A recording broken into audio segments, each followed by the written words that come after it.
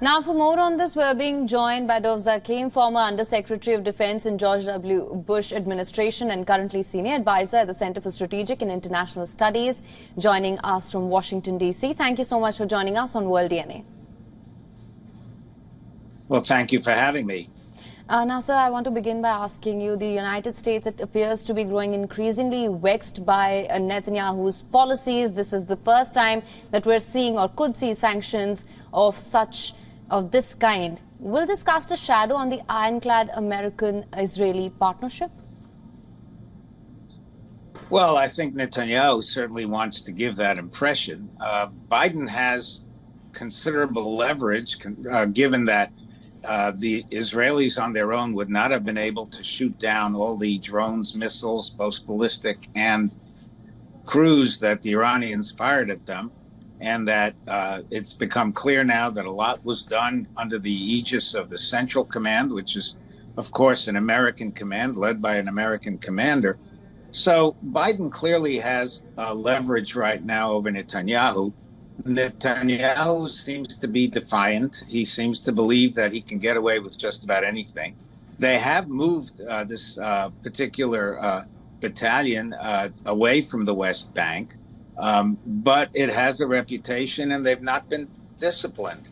And there are other things going on that probably are infuriating the administration as much. For example, Smotrich, the finance minister, who also has a position in the defense ministry, has just announced that literally dozens of what were considered illegal settlements will now be given infrastructure to function as, in effect, typical West Bank settlements.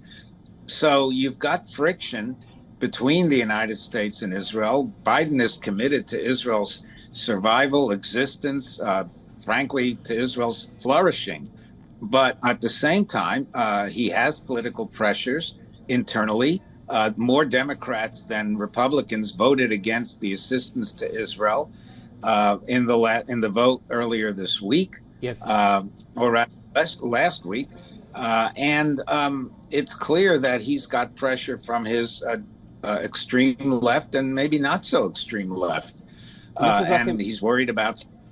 Yes, I just wanted to also, take that pressure point and just, take it further from there and talk about the pressure that Netanyahu would perhaps feel if these sanctions are indeed imposed. What kind of pressure will it put on Netanyahu? Because he's already facing mounting pressure internally within Israel. Now, if these sanctions are imposed, it will put international pressure on him coming from Israel's closest ally.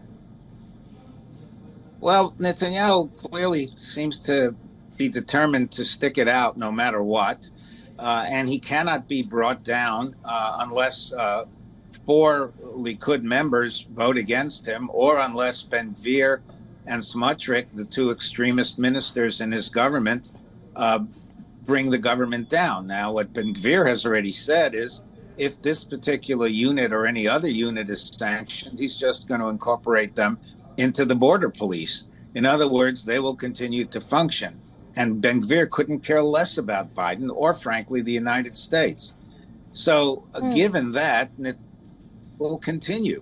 And unless, as I say, some member of his coalition partner walks away, whether it's the ultra-Orthodox or Ben-Gvir, or several Likud members, there's no way to bring him down.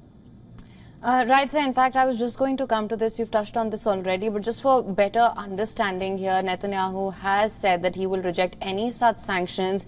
The Israeli leadership said imposing sanctions on our soldiers, that's a red line. Now, what I'm trying to understand here is how would that even play out?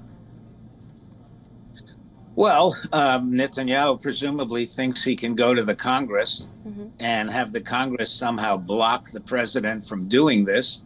It's not so simple. Congress tends to be the one that votes sanctions, but the administration clearly could block certain things, cooperation, provision of arms to that unit. There are things that the administration could do. But clearly what Netanyahu's obvious plan is to go to the Congress, to go to his Republican allies in particular, and have put the Democrats, most of them who are pro-Israel, in a difficult position and try to force the administration's hand to prevent them to do this. I think that's going to be the strategy if indeed these sanctions are imposed. And it looks like Secretary of State Tony Blinken means what he says. All right, that was Dov Zakhem joining us from Washington, D.C. Thank you so much for your time and sharing all your insights, sir. Thank you for having me.